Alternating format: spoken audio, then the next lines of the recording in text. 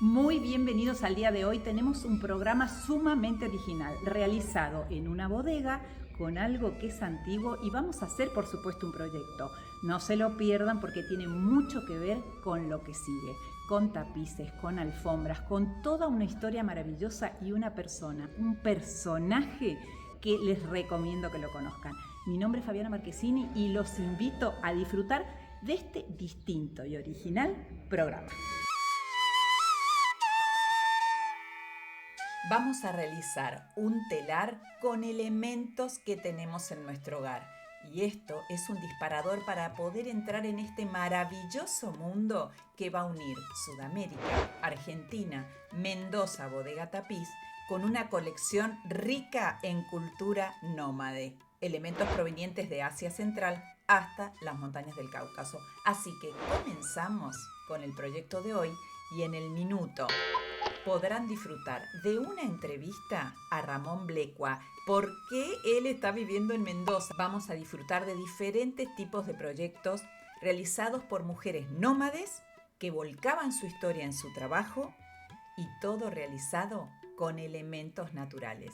Arte, mitología, historia y sabiduría, todo en un mismo video. Comenzamos. Alfombra, tapete, centro de mesa, como quiera cada uno llamarle, pero lo vamos a realizar con algo que tal vez tenemos en nuestro hogar y ya no usamos. En este caso vamos a combinar 3 remeras distintas que por alguna razón, por supuesto, no tienen uso y vamos también a utilizar un cartón, un simple cartón. Primero vamos a ver el ancho, cómo hacer esto y también vamos a ver el largo del tapete, de qué dependerá. El ancho, bueno, es sencillo, lo que la remera nos permite. En este caso, la remera tenía 35 centímetros, la doblé por la mitad, pero aquí tenemos la parte de arriba, aquí tenemos la parte de abajo que vamos a descartar, pero el cartón va a ser más angosto. Le vamos a dar, si tenía 35 la remera, 32 centímetros. Tiene que ser un poco más chico para trabajar tranquilos. Por otro lado, vamos a utilizar la parte central. Y ahora sí, vamos a cortar, descartar la parte superior, descartar la parte inferior y abrir uno de los laterales. Lo empezamos a acomodar y acá viene lo más lindo. Cortamos tiras de 5 centímetros de ancho con una buena cuchilla. ¿Por qué digo esto? Porque miren lo que me pasó, no tiene buena cuchilla, así que la tuve que cambiar a este cúter rotativo. Y así vamos cortando tantas tiras como sean necesarias. Vamos a cambiar la cuchilla y ver, o por lo menos presionar un poquitito más, puede ser con tijera también, pero ahora atención, alto, viene lo más importante. Debemos estirar cada una de las tiras para que se enrosque y de esta manera nuestra alfombra quede mucho mejor, con terminaciones de lujo. Pero no puedo estirar para cualquier lado. Miren, presentamos la remera como era y tenemos que cortar así, en vertical. Tiras verticales que nos van a permitir que se enrosque. Si lo cortan atravesado, no se va a enroscar. Así que hacemos todas las tiras que por supuesto salgan de la remera y continuamos haciendo lo mismo con otro color. Miren qué lindo, qué divertido poder aprovechar estas prendas para cortarlas de la misma manera que la anterior, la cantidad de tiras que salgan en el centro. Por supuesto las vamos a estirar también y lo mismo realizamos en un tercer color y si lo desean en un cuarto color. Pero miren esta combinación de tonos alucinante que vamos a aprovechar. Pero como les dije anteriormente, vamos a hablar un poco de dónde sacamos este largo de cartón. ¿De qué depende el largo del cartón? Vamos a ir encimando los colores, midiendo cada uno de ellos para la sumatoria. Es nuestro cálculo para ver cuánto podemos hacer de largo. Si tenemos estas medidas, bueno, sabemos que como mucho de largo va a tener esto. Cuidado porque a veces uno lo aprieta, lo ajusta y obviamente se achica más. Así que a tener alguna remera de repuesto por las dudas. Perfecto, así que vamos a continuar. Una vez que tenemos el cartón, vamos a trazar a 1 centímetro del borde una línea paralela todo a lo largo. Y a su vez, en forma perpendicular, también cada 1 centímetro, rayas con nuestra virome, con nuestro marcador. A partir de ahora, vamos a recortar cada una de ellas con un cúter. Recuerden que estamos haciendo un telar sumamente casero, y económico. Así que bueno, tenemos este trabajito del principio. Buscamos un hilo firme, como es este, el hilo encerado. Lo venden en mercerías o, por qué no, también lo pueden encontrar por internet. Dejamos aproximadamente 1,5 metros libres y vamos a anudar uniendo los primeros 2 orificios. Les recomiendo que ese 1,5 metros que queda suelto o 2 metros, después lo enrosquen, porque si no, todo el trabajo va a estar molestando. Una vez que tenemos los 2 hilos, empieza lo mejor y empieza el armado de la urdimbre de nuestro telar. Tenemos que ir uniendo, atención, cada una de las ranuras, las que hicimos cada 1 centímetro, sin saltearnos ninguna. Y de esta manera vamos a poder lograr la primer parte, lo que es la base de nuestro telar.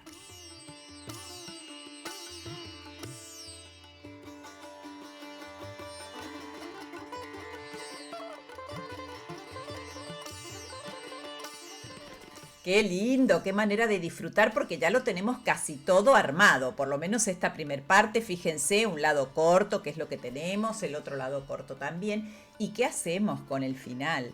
Lo mismo que hicimos al principio, es decir, un nudo y dejar 1,5 metros de largo. Y comenzamos lo más lindo. Tomamos una de nuestras tiras y vamos a ir armando un tipo canasta, es decir, pasamos por arriba, por abajo de otro, por arriba y por debajo, y así hasta llegar al final de nuestra primera hilera.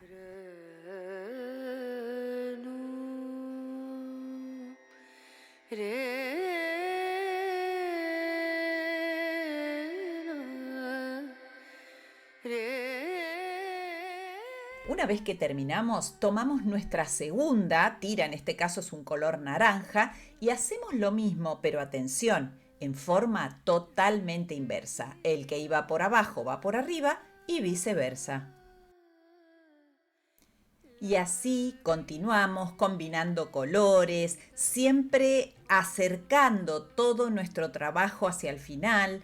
Podemos ir poniendo el frente que está girado o el que no, cada uno lo va manejando. Imagínense, acá me encanta esta parte, que lo que sigue, la muestra que vamos a poder ver de este arte textil, tiene esta técnica, pero con el hilado hecho por ellos mismos, mucho más fino, trabajo largo, tranquilo y disfrutable. Así que por eso era que les quería mostrar este trabajo para poder compararlo. Me encanta, porque también les recomiendo que antes de llegar al final midan lo que les falta, midan lo que ya hicieron para poder calcular, y los cuentan, y así ver la cantidad de tiras que le faltaría. Es el momento de agregar alguna otra remera si es que hace falta, y si el cálculo fue bien sacado, podemos entonces continuar.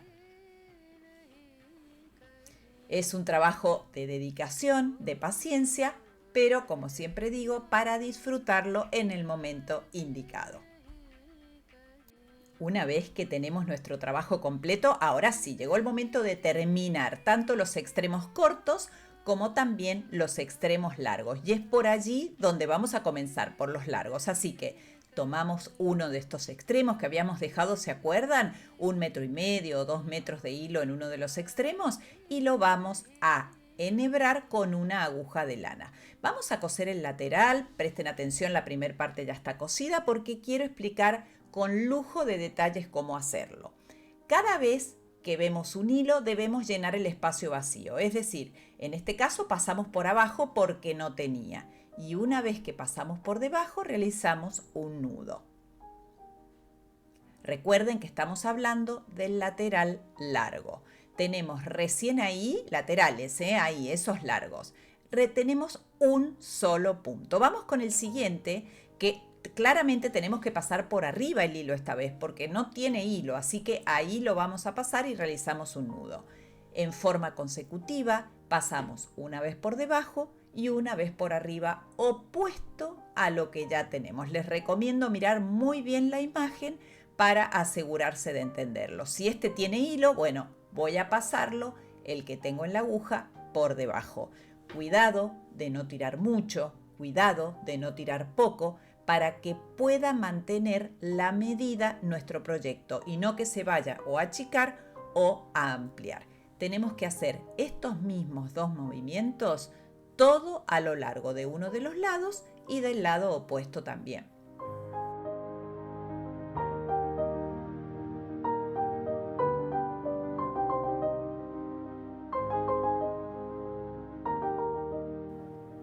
Y una vez que lo tenemos, que están los 2 lados cosidos, vamos a recortar el excedente que teníamos, que siempre tiene que ser un poquito más largo para que quede prolijo. Estamos solo terminando los laterales y ahora vemos cómo terminar los lados cortos. ¿Qué hacemos donde estaban estas ranuras? Tomamos también el excedente que nos quedaba de hilo, el mismo, el que teníamos también del 1,5, de 1,5 metros, y con algo punzante comenzamos a sacar, a desmontar las lazadas que habíamos logrado. Porque atención, no queremos quedarnos con el cartón, el cartón se retira, no se va a usar más. Pero como estas lazadas quedan grandes, debo acomodar nuevamente toda la parte del telar que hicimos. Empujamos un poquitito hasta que se acomode. Ahora sí, atención que comenzamos con el nudo. Pasamos y luego hacemos un nudo. Esto va a ser lo que vamos a realizar durante todo el trayecto, es decir, vamos con la segunda, pasamos. Pero no solo pasamos, sino que ahora tenemos que hacer un nudo siendo previsores de lo mismo anterior. Es decir, no achicar y no agrandar, porque es la medida que va a quedar en los laterales cortos. Vamos con una tercera vuelta para que se entienda mejor. Lo pasamos y realizamos un nudo.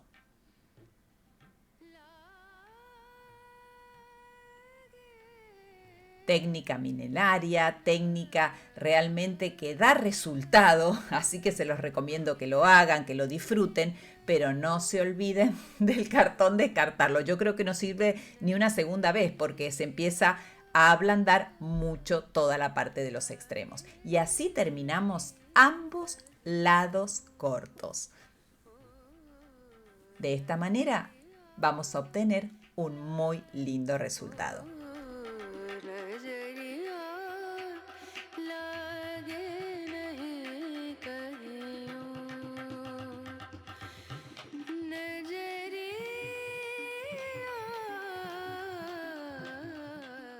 Qué lindo es poder disfrutar y entender un poco de lo que vamos a ver a continuación. ¿Qué quiero decir con esto? La técnica que acabamos de aplicar es muy similar a la que los nómades aplicaban en la base de algunos de sus tapices, pero aparte de esto le sumaban uno de los nudos que vamos a ver ahora. Pero voy a hacer una pregunta, a ver quién me la responde. ¿Por qué se imaginan que pueden llegar a tener un desgaste, por ejemplo, en esta zona de la alfombra? ¿Habrán puesto la mesa? ¿Habrán puesto una silla? Bueno, si nos volvemos para atrás, recuerden que estamos hablando de nómades, de personas que se trasladan y que solo, simplemente usaban todo lo que hacían para poder descansar, como techo de su tienda, como paredes de su tienda, como bolsas para transportar, así que tenemos que imaginarnos todo eso. Una vez entonces que tenían hecho el quilín, les quiero mostrar cómo podemos realizar también una alfombra solo de nudos, o como ellos, primero hacer la base, el quilín y luego agregarle estos nudos. Vamos a utilizar estas bases que vienen para alfombra o para alguna manualidad. Por otro lado, este tipo de ganchillo, viene uno específico para alfombra, pero yo tengo este que es para voltear los breteles muy finitos y que tiene esta orejeta móvil. Necesitamos que cierre. Si alguna tiene máquina de tejer, bueno, va a poder utilizarlo. No es tan cómodo como el que viene específico para hacer alfombras. Por otro lado, vamos a tomar alguna madera. En este caso me encanta porque tiene un orificio, ya les digo para qué, y la lana seleccionada. Vamos a comenzar a girar sobre esto, la cartulina, lo que cada uno quiera, siempre con la misma tensión. Es muy importante esto y que no se encimen para que todos tengan la misma medida. Y una vez que hemos hecho varios, los vamos a recortar. Este me encanta porque, por supuesto, estoy aprovechando esta forma que tiene el escalímetro. Al tenerla así, lo que me permite es cortar con facilidad. Es decir, que me quedan todos de un mismo largo. Vamos a prestar atención que tiene hilos en un sentido e hilos en el sentido perpendicular, en la trama vertical y horizontal. Lo que vamos a hacer es de cualquiera de las dos maneras, pero si tomo horizontal, a partir de ahí toda la forma es horizontal. De arriba empiezo hacia abajo y hasta que no termine toda una hilera no puedo empezar la de abajo. Así que vamos a hacer el primero de nuestros nudos, que miren, estoy hablando de estos nudos, de estas alfombras que vamos a disfrutar en breve para realmente enriquecernos con este arte textil que viene a continuación, la muestra textil. Entonces, vamos a hacer lo siguiente, siempre tener en cuenta no las intersecciones, sino lo que se forma en el centro. Es decir, que si tengo una H, solo me fijo en el centro, no en los palitos verticales. Una vez entonces que tenemos esto, lo primero que hacemos, envolvemos, teniendo en cuenta la misma medida de la lana, insertamos entonces nuestro ganchillo y una vez que pasa la orejeta, antes de que empiece a cerrar, lo cruzo, ahora sí la cierro y tiro para que el nudo pase. De esta manera nos queda nuestro primer nudo, que les recomiendo que siempre lo lleven hacia arriba para hacer el segundo. Vamos a hacer uno más para poder disfrutarlo. Cubrimos nuestro elemento, repito, les conviene si van a hacer una alfombra comprar el que es real, este nomás me estoy ayudando porque tiene la misma función. Introducimos en el que sigue, pasamos la orejeta y antes que cierre tenemos que envolver con nuestra lana. La orejeta cierra y paso el nudo. Ya tenemos dos de los nudos. Si los hago hacia abajo, fíjense qué perfectos que van quedando. Si los coloco hacia arriba va a ser mucho más sencillo cuando me toque la hilera de abajo. Por lo pronto, continuar con esta. Si quieren hacer algún dibujo, pueden marcar, por ejemplo, quiero hacer este y este en otro color. Este también. Y luego lo voy a cubrir con la lana deseada. Vamos a ir haciendo entonces varios y fíjense cómo ya va tomando volumen. Si uno quiere, por supuesto, después lo pueden recortar. Miren el largo de estos nudos, es increíble, realmente que es increíble. Y este escenario es donde va a converger la historia, el arte y la modernidad.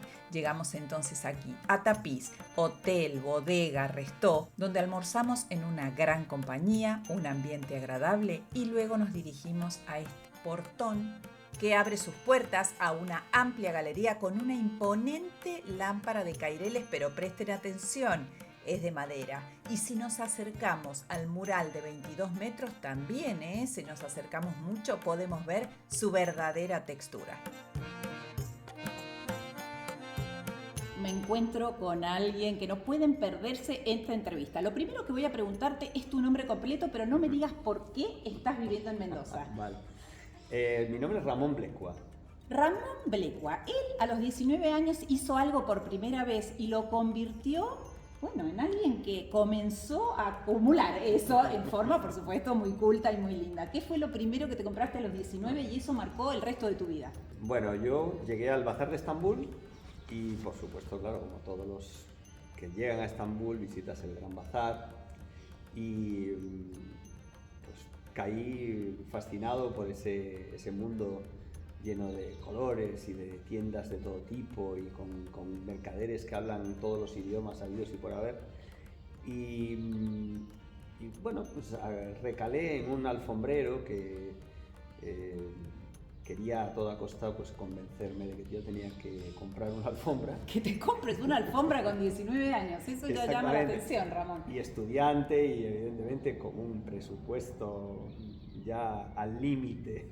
Acá abajo. Y bueno, consiguió convencerme. Logró el objetivo el vendedor y te compraste tu primer alfombra. Compré mi primera alfombra. Y ahí disparó esta pasión que veo que tenés. ¿Cuántas tenés? O por lo menos, no solo alfombras, muchos productos. Muchos que son, textiles. Sí, claro, muchos. arte textil. Sí. ¿Cuántos Tengo, tendrás más pues, o menos? unos 340 piezas.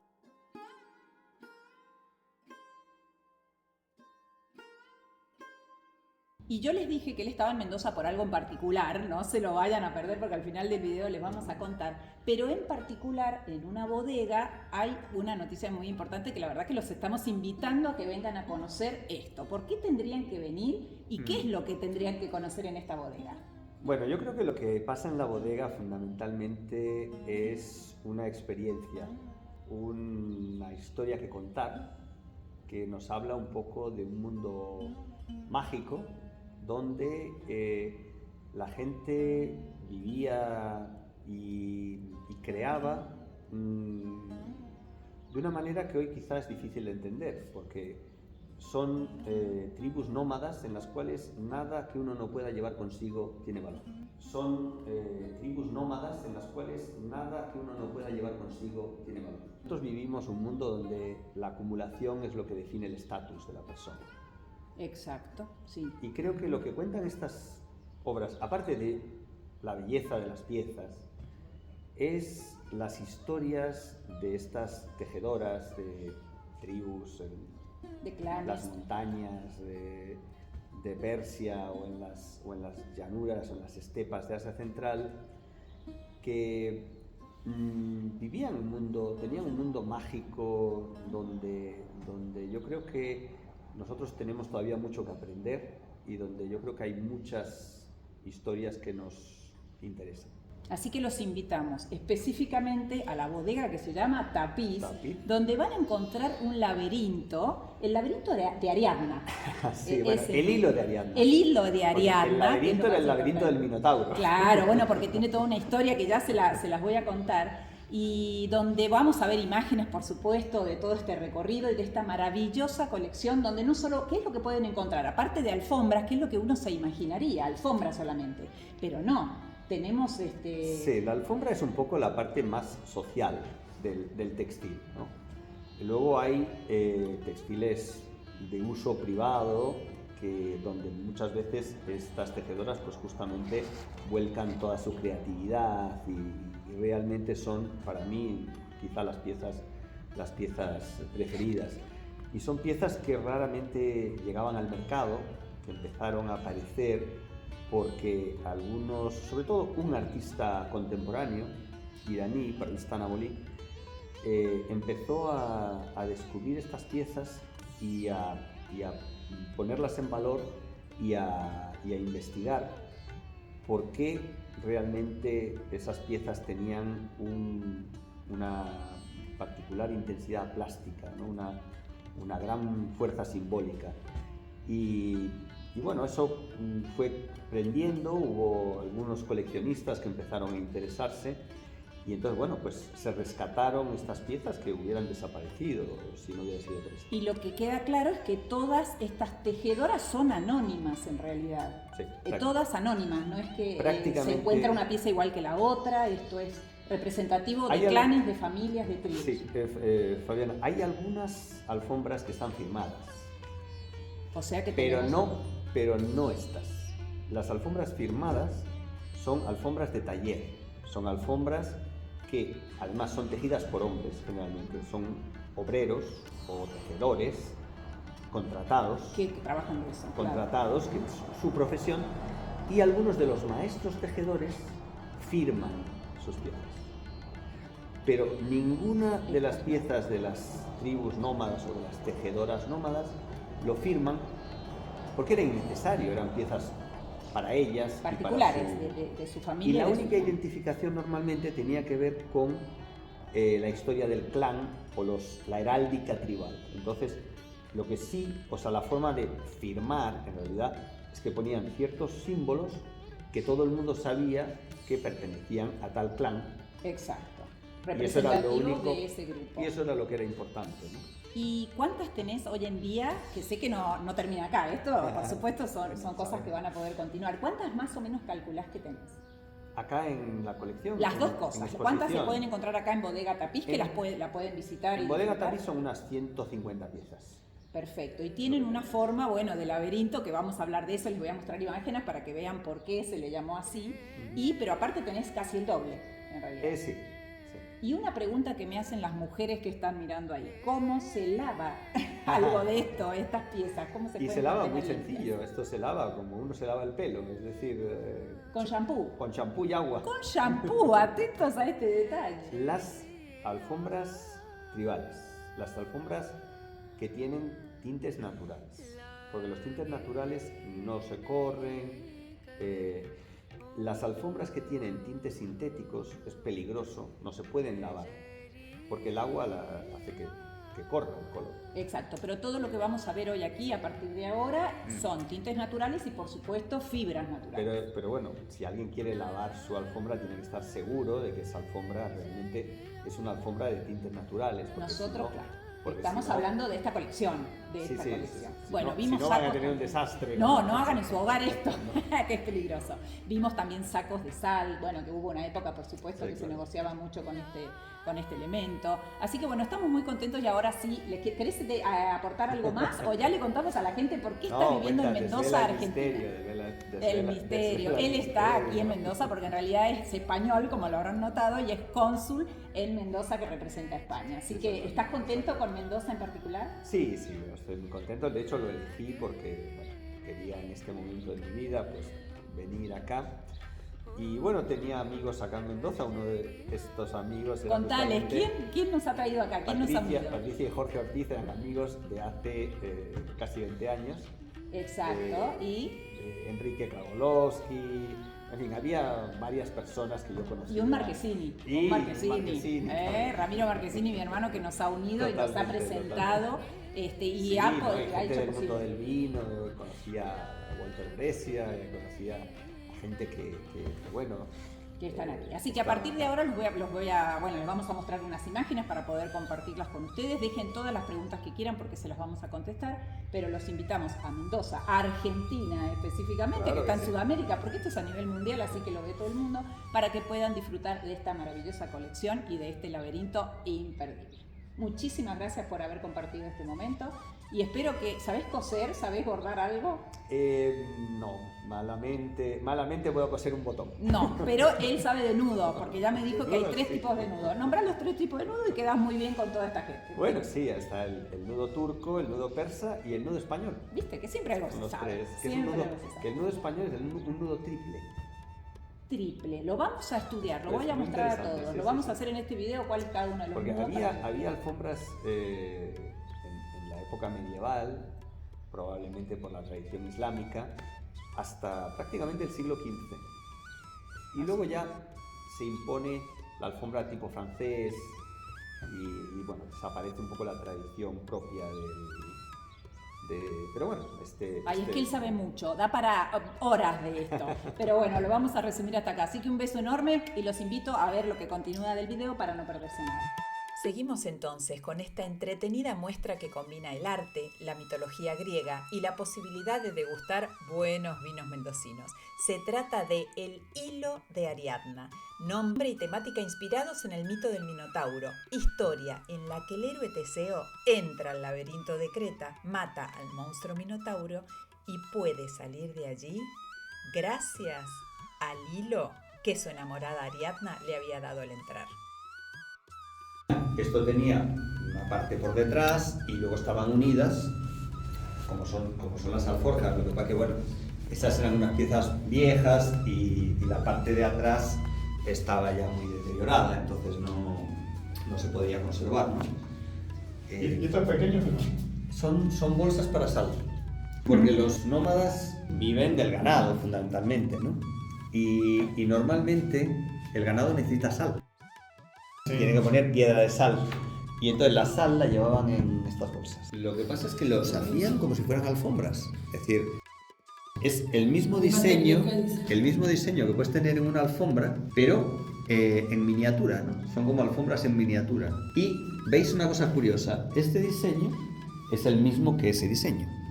Y la teoría es, o bueno, una de las explicaciones, es que es de una de las formas ancestrales, las diosas madre mesopotámicas de toda la zona esa entre lo que es el este de Turquía, Irak, Irán. Eran normalmente figuras geométricas. Dice que es como una especie de recuerdo ancestral de formas que se han ido conservando, que son representaciones geométricas que, bueno, todas las culturas mantienen. Realmente les parecía que hacer solamente el tejido indispensable no les daba gusto, entonces empezaban a añadir diferentes motivos y diferentes técnicas, ¿no? Por ejemplo, aquí ves, esto tiene bordado. Acá también hacen como una especie de arco iris, una especie de pirámide. Y luego te hacen la parte de, digamos, de alfombra, la parte de tejido con nudo. Y en este caso lo hacen con pelo de cabra. Estos son... Es una de las tribus, de las grandes tribus nómadas, para mí, de las que tienen los textiles más espectaculares. Lori. Y estas, en cambio, son de kurdos. Son de los kurdos de una región del norte de Irak. Y esa gente sigue manteniendo su forma de tejer tradicional. Y ves que hacen el mismo tipo de técnica, pero completamente distinta. Ellos hacen esas formas que son como alfombras, que son rectangulares, mientras que los Lori hacen este tipo de... Claro, como una T invertida en algún centro. Esta técnica es la misma que esta. Qué fabuloso. Y que es doble cara. Claro, que lo puedes usar de los dos lados. Lo puedes usar de los dos lados, exactamente igual. Wow. Mientras que estas piezas, como las alfombras, tienen una sola cara. ¿Y esto qué es? Esto era de una lana que parecía terciopelo. Porque era la lana como la lana de Angora, era esta tribu en particular, los turkmenos, claro, tenían esas ovejas así peludas, lanudas, muy lustrosas. Esto tiene casi 200 años. Esto eran piezas que las mujeres hacían para su dote, porque eran para hacer el pan. En estas telas guardaban la masa del pan. La libertad creativa que tienen estas piezas, porque la alfombra en el fondo era una pieza más social. Entonces en la alfombra tienes que mantener, por ejemplo, los símbolos heráldicos de la tribu, los símbolos de lo que es la cultura y la tradición. Pero estas piezas eran piezas personales, para ellas. Son de mis piezas preferidas, porque realmente ves y dices, bueno, es que son cuadros, cada una es como un cuadro. Estas piezas son todas distintas. Por ejemplo, tienen una cierta preferencia por los campos vacíos. Esa mezcla también de técnicas, ¿no? La parte de tejido de nudo sobre el quilín.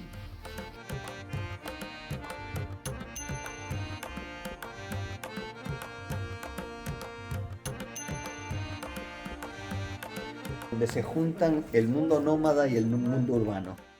Esto es una pieza de una tribu kurda, pero claro, los kurdos también tenían sus jefes, sus grandes, los han, los agás, que estos tenían como sus palacios también en las ciudades, ¿no? Y entonces hacen alfombras que son ya para palacio, porque estas no son piezas que uno pueda transportar fácilmente, ¿no? Esto lo utilizaban para tensar toda la parte de toda la estructura de la tienda. Claro. Desde dentro lo utilizaban para como una cincha. Porque tú tienes las piezas absolutamente llenas, ¿no? Totalmente saturadas de diseños, y luego tienes las piezas completamente vacías, ¿no? Me intrigaba, decía, ¿cómo es posible? Esta gente, claro, entiendo que normalmente, o sea, te hacen este tipo de alfombras mucho más, donde está toda la parte simbólica, pero cuadrículas O sea, ¿cómo es posible estas cuadrículas? ¿Qué quieren decir, no? ¿Por qué hacen esto? Estas son las maletas de viaje.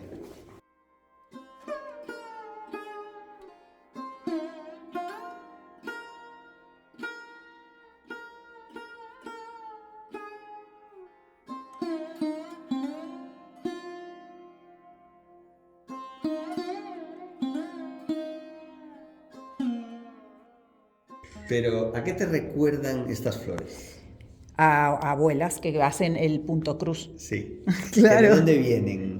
De la Savonnerie, de los textiles de la Savonnerie, de los grandes tapices franceses del siglo XVIII. Esto es una cosa muy curiosa porque tú tienes unas representaciones florales que no tienen nada que ver con las formas estilizadas de los textiles clásicos, digamos, orientales, ¿no? Donde tienes muchas representaciones florales, pero muy geométricas, muy estilizadas. Esto, en cambio, es influencia europea completa. Entonces llegan al centro de Irán y hay una tejedora que dice, qué bonito es esto, pues lo voy a usar. El centro es como una alfombra garbé clásica, vacío, completamente puro. Y en cambio el borde es completamente europeo. Tienes como una interpretación muy curiosa, porque es un bote chico dentro de un bote grande. Bote es una palabra iraní que básicamente se refiere a este motivo. Esta colección de Ramón Blecua, que se encuentra en la bodega Tapiz, ofrece a los visitantes una experiencia sorprendente y enriquecedora. Espero que la hayan podido disfrutar y si tienen la posibilidad de ir personalmente, será un gran deleite para todos los sentidos. Muchísimas gracias.